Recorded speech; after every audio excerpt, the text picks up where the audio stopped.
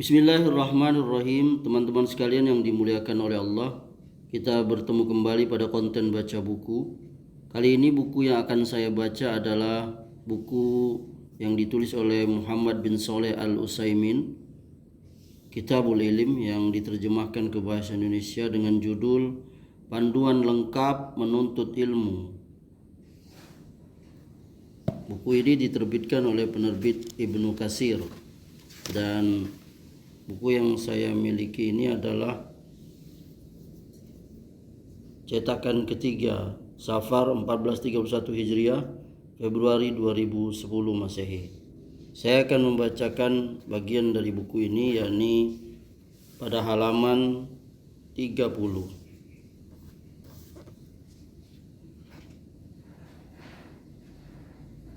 Para sahabat radhiyallahu anhum sering berbeda pendapat dalam banyak masalah. Siapa yang ingin meneliti perselisihan pendapat di antara mereka, maka hendaklah dia merujuk kepada asar-asar yang ada tentang mereka. Maka dia akan menemukan ikhtilaf dalam banyak masalah, dan lebih besar dari masalah yang pada zaman sekarang ini dijadikan oleh orang sekarang sebagai adat atau kebiasaan untuk berselisih, sehingga orang-orang menjadikan hal itu sebagai penyebab timbulnya kelompok-kelompok dengan mengatakan, saya beserta si fulan dan saya bersama si fulan, seolah-olah masalah ini adalah masalah kelompok. Ini adalah salah.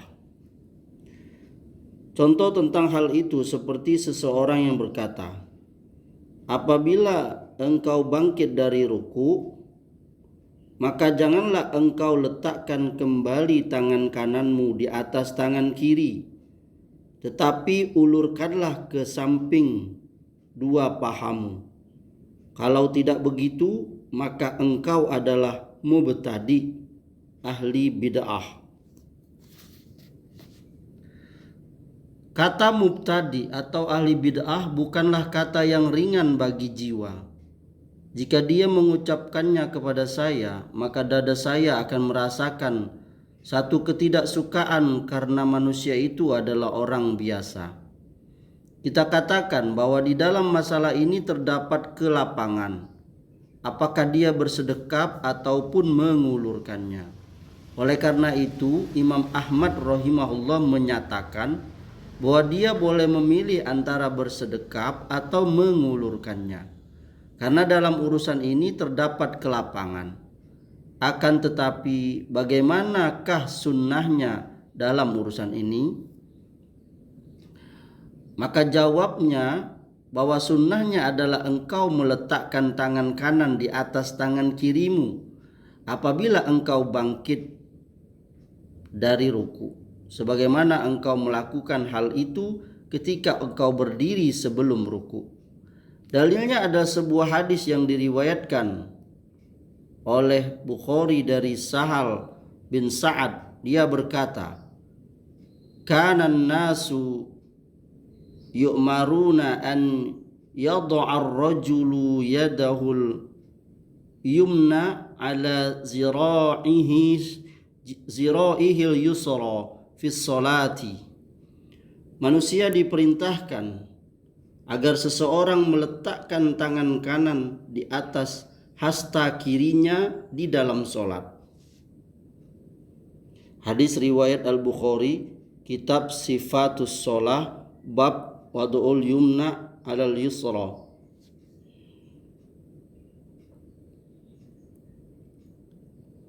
Lapas hadis adalah an Sahal bin Sa'idin qala kana an-nasu yu'maruna an yad'a ar-rajulu yadahul yumna ala dhira'ihil yusra fi sholati. Dari Sahal bin Sa'ad, ia berkata, manusia diperintahkan agar seseorang meletakkan tangan kanan di atas hasta kirinya di dalam sholat. Perhatikanlah, apakah perintah di sini adalah perintah ketika melakukan sujud atau dalam keadaan ruku atau duduk? Tidak. tetapi maksudnya adalah dalam keadaan berdiri, yang mencakup berdiri sebelum ruku dan berdiri setelah ruku. Jadi kita tidak boleh menjadikan perbedaan dalam hal ini sebagai sebab perselisihan dan persengketaan.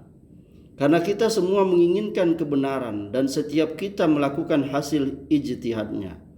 Maka selama demikian, hal ini tidak boleh kita jadikan sebab terjadinya permusuhan dan perpecahan antara ahli ilmu.